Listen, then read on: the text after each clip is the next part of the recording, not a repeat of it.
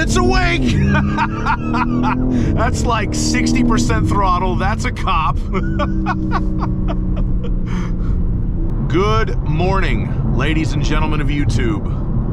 Today, I have the privilege of taking you along for a test drive in a 2023 BMW M3 Competition xDrive. And obviously, BMW M3 is an amazing car to drive. But it is a car with something of a multiple personality disorder. I currently have the car dialed back to its most pedestrian settings. My engine is inefficient, my chassis is in comfort, my steering is in comfort, my braking is in comfort, my traction control is fully engaged, we have four-wheel drive on, and we're cruising. So when you have the car set up like this, it really just feels like a fast 340.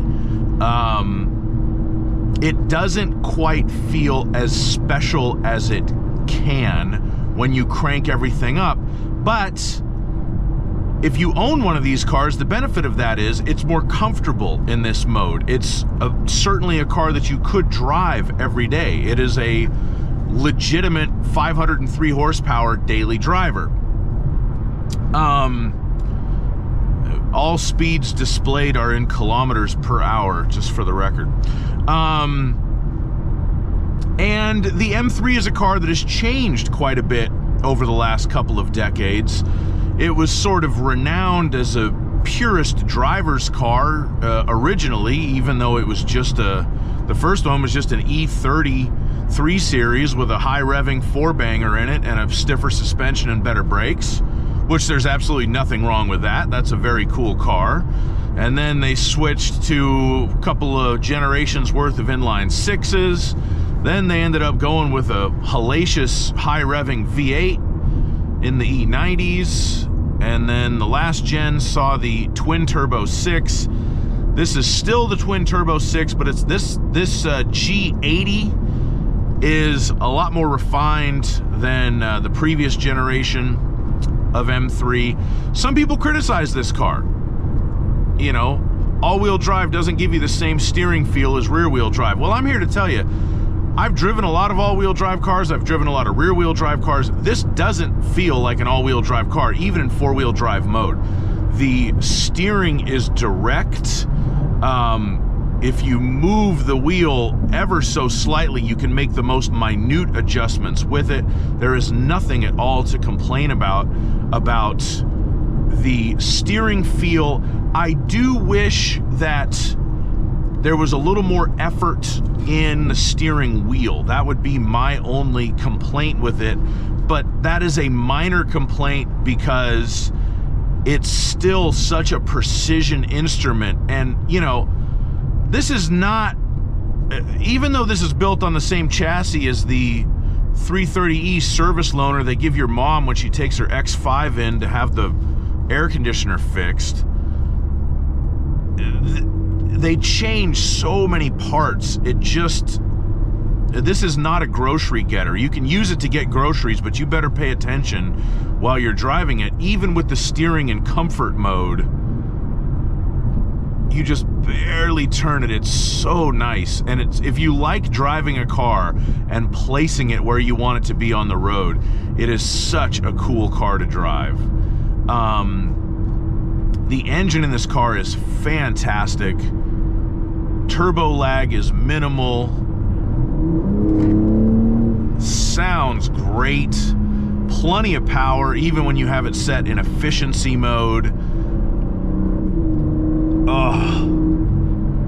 It should be noted this is the first M3 to offer an automatic transmission, an actual torque converter automatic transmission. Thank God they chose to use the ZF8HP automatic, which I've never come away unimpressed driving a car with an 8 HP. Even though they use it in probably 100 different cars, it's still the best. It's such a great transmission, and the way they have it tuned up in this car, it almost feels like a sequential manual gearbox, even though it's not. But the shifts are real smooth and quick and positive, and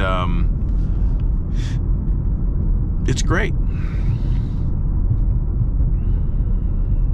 This is one of those cars, they say don't meet your heroes, right? And if you've never driven an M3 and you've read so many magazine articles about it and watched so many YouTube videos about it and read the Wikipedia page 16 times, and this is a car that you can meet, and even if you expect it to be excellent, it is going to exceed your expectations. This car is automotive excellence in sheet metal. It's fantastic. And it's really a reminder of what BMW can do when they try. Because I feel like a lot of the times with their current cars, they don't really try. They can sell as many X1s and X3s and X whatevers as they can build, and they can still use the ultimate driving machine as a tagline because of all the goodwill that they've built up over the years, building cars like the M3, the M5, the 335, etc., etc. But not all BMWs are special. Don't get that twisted. A fair number of them are just cars. But this car is special. It really is. And what I'm doing is I'm looking for a place to pull over so that I can change my settings to full attack. And I am on a public road, so I won't go on full attack mode, but we'll try it out. All right, engine, Sport, Sport Plus. Chassis, Sport, Sport Plus. Steering, Sport. Brake, Sport. I'm going to leave it in four-wheel drive, and I'm going to leave the traction control fully enabled because this is not my car. A good friend of mine was nice enough to let me borrow it, and so I'm going to leave the traction control on because it's not mine. That's just for good luck. And remember, kids, only you can prevent forest fires. It's awake! That's like 60% throttle. That's a cop.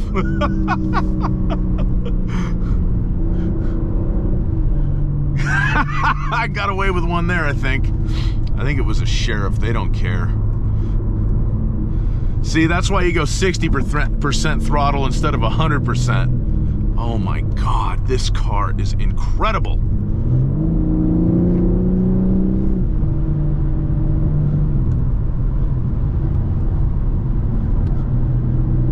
Yeah, an M3 does not disappoint. As good as you think it is that good, and it's probably better. Because this is the first current generation G80 M3 that I've driven, but I've driven several older ones. And so I expected this car to be very, very, very, very good. But because BMW, oh, we're doing it. Oh, yeah. Because BMW has been kind of resting on their laurels for the last, I don't know, 10, 12, 15 years, I didn't expect it to be as good as I thought it could be, but it really is. It's like this is where they focus all their effort. It drives better than the previous generation, and it's more refined. It's somehow smoother and sharper.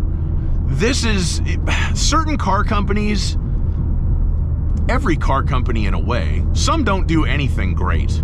And that's fine, because not everybody and not everything can be great. Some, you can just tell where they put their efforts, right? Mercedes-Benz, it's an S-Class sedan. That's where they're great. Everywhere else, you know, they're real expensive cars, they're great. Porsche, the 911, great. A Cayenne, they just do that for the money, you know? And if you do something for love, you do it a lot better than if you're doing it for money. And BMW does the M3 for love. Oh, even at normal speeds, it's just such a joy to drive. And even with the steering in sport mode, I just wish I had a little more resistance on the wheel. That's really my only complaint about the dynamics, is I wish that the steering was a little bit higher effort, and you can change so many different settings about the car. It seems like they could give you a little bit more resistance, but maybe there's a reason why they don't. You know, I'm sure the German engineers probably have their reasons and their issues. So, I don't know, maybe I should just trust them. But they give you all these other settings to maximize your enjoyment with the car that, I don't know. This thing is so fun. Thanks, Bubba.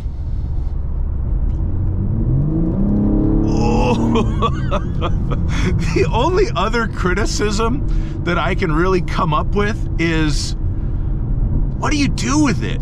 You know, you could take it to a racetrack. Honestly, it's a little heavy for full-on racetrack duty. And you could drive it every day. It's more than capable of that, but you would just, eventually you'd get in trouble with it. At least I would. And what's the point of paying? I mean, this car was 88 grand. What's the point of paying the 88 grand if you're not going to step on it a little bit? And the difference between a car with 300 horsepower and a car with 500 horsepower, both of them are going to tempt you in one way or another. But when you give in to temptation with the 500 horsepower car, woo, you're going to be going. It's so great. It even sounds great, which is not something that every BMW can lay claim to.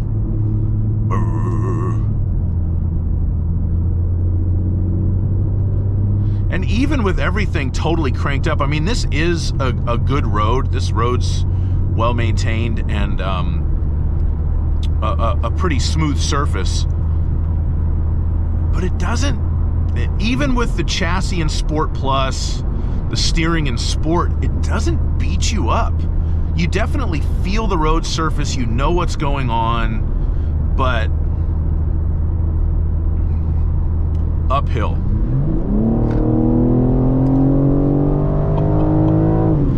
Jesus Christ. Oh, fuck.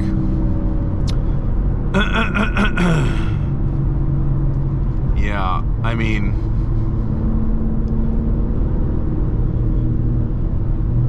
certainly not lacking in the power department. I can attest to that.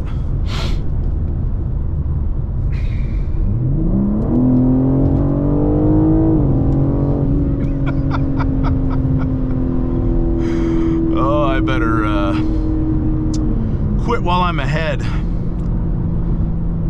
So, with all that being said, I would like to once again reiterate that the car is set to kilometers per hour. So that is how all speeds are displayed. And I appreciate you watching my video. And if you ever get the chance to drive an M3, don't turn it down, because they are freaking rad. And have a great day. Bye-bye.